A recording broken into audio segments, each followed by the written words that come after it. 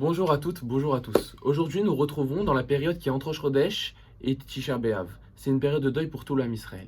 Pour comprendre pourquoi nous allons jeûner samedi soir et dimanche, la Gemara nous explique les 5 raisons pour lesquelles nous sommes en deuil, toute cette période-là. Elle nous dit la première raison, c'est la faute des explorateurs, du fait qu'on n'est pas rentré en Eretz Israël. Kadosh Baruch Hu nous dit dans la Torah, nous dit le pasuk, Biglash shebachitem chinam, arshav tivkeu ladorot. Parce que du fait que vous avez pleuré pour rien, que vous avez eu peur de rentrer en Eretz Israël, vous allez maintenant pleurer sur toutes les générations.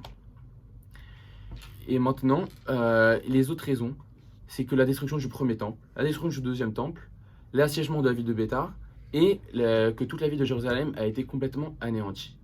Et dans la paracha de notre semaine, c'est la paracha d'Evarim. Qu'est-ce qui se passe dans la paracha d'Evarim? Moshe Rabbeinu, il revient sur tous les événements qui se sont passés dans le désert, et nous les réexplique, et nous les réexplique dans le Sefer d'Evarim. Et entre autres, dedans, il y a la faute des explorateurs. La première raison des 5 que la Gemara nous a amené pour nous expliquer pourquoi nous sommes en deuil. Alors nous devons tous nous réfléchir comment on peut réparer la faute des explorateurs. Parce que si nous arrivons à réparer la première raison pour laquelle Tisha B'Av a été instauré, alors nous pouvons réparer ça et transformer ce jour-ci en un jour qui est beaucoup plus joyeux et enlever tout le mal et tous les mauvais souvenirs qui nous rappellent ce jour-là. Alors le Rambam, il nous dit dans les Chot Taranit, il nous dit les Hachid Lavo, au moment de la Géoula, pas seulement que tous les jeûnes vont être annulés, et ben ça va être des jours de Sasson et Simcha, des jours de fête, des jours où on va être content, c'est-à-dire on va pouvoir changer de toute la tristesse, la faire basculer dans le côté opposé, dans la joie, et c'est tout ce que nous désirons. Et comment maintenant on peut réparer cette faute, la faute des explorateurs?